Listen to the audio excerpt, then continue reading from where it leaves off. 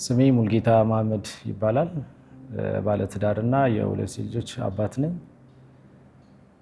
በአሁን ሰዓት ደግሞ ያው በቸርች መጽሐፍ ቅዱስ በማስጠናትና ቤተ ህብረት በመምራት አገለግላለሁ። ደግሞም በኢትዮጵያ ስነ መለኮት ኮሌጅ ደግሞ የሁለተኛ ዓመት የስነ መለኮት ተማሪ ነኝ። ጌታን ያገኘሁት 2001 ዓመተ ምህረት ነው። ከዛ በፊት የነበረው ህይወት በጣም ከባድ የሚባል ነበረ። ከክርስቶስ ተስፋ ርቆ መኖር በእኔ ህይወት በተለይ በልጅነት ስለሆነ ከቤተሰብ በመውጣት እንዲሁም ደግሞ ሱስ ውስጥ በመግባት ብዙ ህይወቶችን አሳልፍ ያለውኝ እና ከልጅነቴ ጀምሮ በሱስ ውስጥ አልፍ ያለውኝ። የማገኛቸው ጓደኞቼ በዚህ ውስጥ የነበሩ ስለሆኑ ምንም ተስፋ የሚታይ አልነበረም። ነገር ማየት አይቻልም፣ ሌላ ህይወት አይታይም እና እለት እለት ከአመት አመት ህይወት ወደ ቁልቁለት ነበር የኔ ህይወት የሚወርደው። በጣም በሱስ ውስጥ ተዘፍቄ ከነገን ማየት አልችልም ነበር። 13 ዓመቴ ጀምሮ ነው ሱስን የጀመርኩት። በሚያሳዝን ሁኔታ ምናልባት ሰይጣን የልጅነት ጊዜን ቀምቶኛል ብዬ አስባለሁ።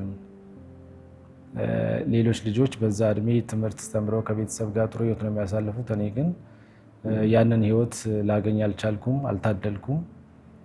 ግን ጌታ መልካም ስለሆነ የህይወት አጋማሽ ላይ ደግሞ እሱን በመገለጥ አግኝቻለሁኝ። እሱን ካገኘው በኋላ ነው ህይወት የተስተካከለው። ጌታን ያገኘሁት 2001 ዓመተ ምህረት ላይ ነው። ያው ህይወቴ ብዙ በሱስ ያለፈ ስለሆነ አብዛኛው የማውቃቸው ሰዎች በእንደዚህ አይነት ሁኔታ ውስጥ ያሉ ናቸው እና ደግሞ በወጣትነት እድሜ ያቻ ትምህርት የሚባል ነገር አለ። ጎዳና ተዳዳሪዎች ላይ ሄዶ ስለ HIV ማስተማር የሚል አንድ ኒው ላይፍ የሚባል ድርጅት አለ እና እሱን ጆይን እንድናደርግ ተጠየቅን።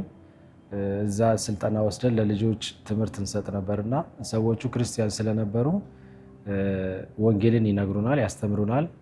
እዛ ጆይን አድርጎ ይህንን ስራ የሚሰራ ሰው ደግሞ ግዴታ ደግሞ ወንጌልን መስማት አብሮ ደግሞ የህብረት ማድረግ ስለነበረበት ሳልፈልገው ነው የጀመርኩት እና ደህንነት ለመማር ልጆች ሲሄዱ አብሬያቸው ይሄድ ነበረ።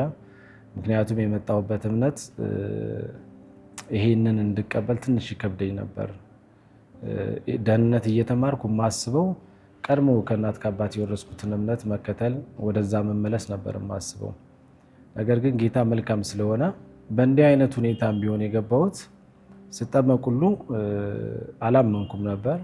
ግን ከዛ በኋላ ተመልሼ ሲሄድ እግዚአብሔር እንደገና እድል ሰጠኝ። ምክንያቱም አንድ ጊዜ ደህንነት ትምህርት ሰምታችሁ የእውነትን ቃል ሰምታችሁ ከዚህ መውጣት ስለማትችሉ ተመልሼ ወደ ነበርኩበት ወደ ቀድሞ ህይወቴ ብመለስም እዛ ባለውበት ቦታ ግን ጌታ በሚገርም ሁኔታ መክሮኛል። ትላንት ስማረው የነበረው የደህንነት ህይወት የእውነት ቃል እንደገና በርቶልኝ ዳግም እድል ሰጥቶኝ እንድመለስ ሆኛለሁ። መጽሐፍ ቅዱሳችን ማርቆስ ወንጌል ምዕራፍ 5 ላይ አንድ ታሪክ አለ። አንድ ሰው በአጋንንት ተይዞ ጌታ ኢየሱስ ወደ ገሊላ ባህር እንሻገር ባለ ጊዜ በጌርጌሶን በሚባል ቦታ ላይ አጋንንት ያደረበት ሰው ነበር ይላል እና ያን ሰው ካያችሁ ህይወቱ የተቀማበት ነው። ሰዎች አይጠጉትም፣ በዛ እንኳን ማለፍ አይችሉም።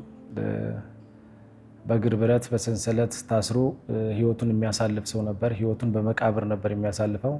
ለዚህ ሰው ነገው አይታየውም እና ጌታ ሐዋርያቶቹን እንሻገር ካለ በኋላ ይህን ሰው ሲያገኘው ገስጾ ይህ አጋንንት ሲወጣለት እንመለከታለን እና ያ ሰው ልብሱን ከለበሰ ደህና ከሆነ በኋላ የሚያውቁት ሰዎች መጥተው ሲያዩት በጣም ተገረሙ ይላል እና ጌታ ኢየሱስ ከሐዋርያቶቹ ጋር ሲመለስ ከእርሱ ጋር ለመመለስ ፈልጎ ነበር። ግን እንደዚህ ያለው ወደ ከተማ ተመለስና ጌታ ያደረገልህን መልካም ነገር ተናገር፣ ከዛ በኋላ የዛን ሰው ህይወት ማሰብ ትችላላችሁ። ቀድሞ የሚታወቅበት የነበረው ህይወት በጣም አስጠሊታ ነው። ነገ የሚታይ አልነበረም፣ ተስፋ አልነበረውም። በመቃብር ውስጥ ህይወቱን ያኖር የነበረ ሰው ነው። ግን ጌታ ግን ካደረገለት ቸርነት የተነሳና ክርስቶስን ካወቀ በኋላ ሌላ ምዕራፍ እንደገና ተጀምሮለት ሊኖር ችሏል። እነዚህን ሰዎች ሳስብ መጽሐፍ ቅዱስ ላይ እንደዚህ ላይ ተደጋጋሚ ብዙ ታሪኮች አሉ፣ ብዙ ማንሳት እንችላለን። ልክ እንደነዚህ ሰዎች ነው የኔም ህይወት። በልጅነት ነው ህይወት የተጨናገፈው። ብዙ ተስፋ እንዳላድግ እንደገና ደግሞ በምድር የተፈጠርኩለትን ህይወት እንዳልኖር የሚያደርግ አይነት ህይወት አኗኗር ነበረኝ። ግን ጌታ መልካም ስለሆነ እድሜ ሳይመሽ ገና በወጣትነት እርሱን ላገኝ ችያለሁ። ዛሬ ላይ ህይወቴ ጌታን ካገኘው በኋላ መግቢያ ላይ እንደተናገርኩት ባለትዳር ነኝ፣ ደግሞም የሁለት ልጆች አባት ነኝ። ህይወቴ ሰላማዊ ነው። ድሮ እንቅልፍ ለመተኛት በጣም ከባድ ነበር ለኔ። ሌሊቶች ያለ እንቅልፍ ነበር የሚያድሩት። ሱሰኛ ስትሆኑ ደግሞ ምግብ መመገብ አትችሉም። እኔ በተለይ ምግብ መመገብ አልችልም ነበር። ምናልባት በቀን አንዴ በበላ ነው። ከዛ ውጭ ግን ጫት ስለምቅም እሱ ስለሚዘጋኝ ብዙ ምግብ የምበላ ሰው አልነበርኩም። ደግሞ ማታ የምተኛ ሰው አልነበርኩም። እንቅልፍን ለማምጣት የማልቧጥጠው ነገር አልነበረም። መጠጥ እጠጣለሁ፣ አሻጨሳለሁ እና እነዚህን ነገሮች በሙሉ አድርጌ ምናልባት ያው ምርቃና ይሰብራል ብዬ የወሰድኩት ነገር እሱ ሲጠፋ መልሼ ደግሞ ፈጥጬ ነው የማድረው እና በጣም ብዙ ስቃይ ነበረው። ብዙ ሌሊቶች እንደዚህ አልፈዋል። ቀናት አይደለም አመታት ናቸው። እንቅልፍን ፈልጋችሁ ልታገኙት አትችሉም። ሰላምን ፈልጋችሁ ልታገኙት አትችሉም። በተለይ እንደኔ በእንደዚህ አይነት ህይወት ውስጥ የምታልፉ ሰዎች ካላችሁ ማለት ነው። ግን ክርስቶስን ካገኘው በኋላ ያ ሰላም፣ ያ እውነተኛ እረፍት፣ ያ እውነተኛ ሰላም ወደ ህይወቴ ገብቷል። ከዛ በኋላ ነው እንቅልፍ ለካ እንዲህ ነው የሚለውን ነገር ማጣጣም የቻልኩት።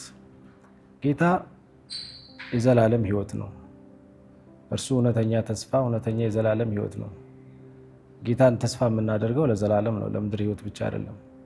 ግን እዛ ዘላለም የሚለውን ነገር እስክናስብ ድረስ ብቻ አይደለም፣ የምድር ህይወትም ይቀየራል። እኔ በህይወቴ አይቼዋለሁኝ።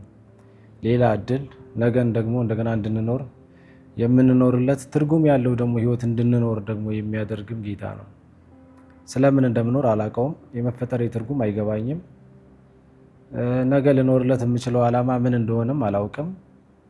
ብዙ ተስፋ የሚታየኝ ሰው አልነበርኩም። ዛሬ ግን ህይወት የሚጣፍጠኝ ትርጉም ያለው ህይወት እንድኖር ያደረገው ጌታ ነው።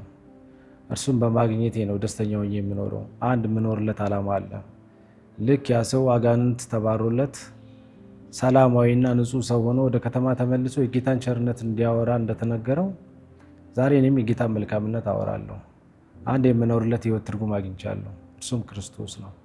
በህይወት ዘመን እስካለው ድረስ ሰዎች ሁሉ ይህንን ጣፋጭ የሆነ ህይወት እንዲያገኙ ደግሞም ለዘላለም ከእርሱ ጋር ደግሞ ታርቀው እንዲኖሩ ይህንን እየተናገርኩ እየመከርኩ እኖራለሁ። እግዚአብሔር መልካም አምላክ ነው።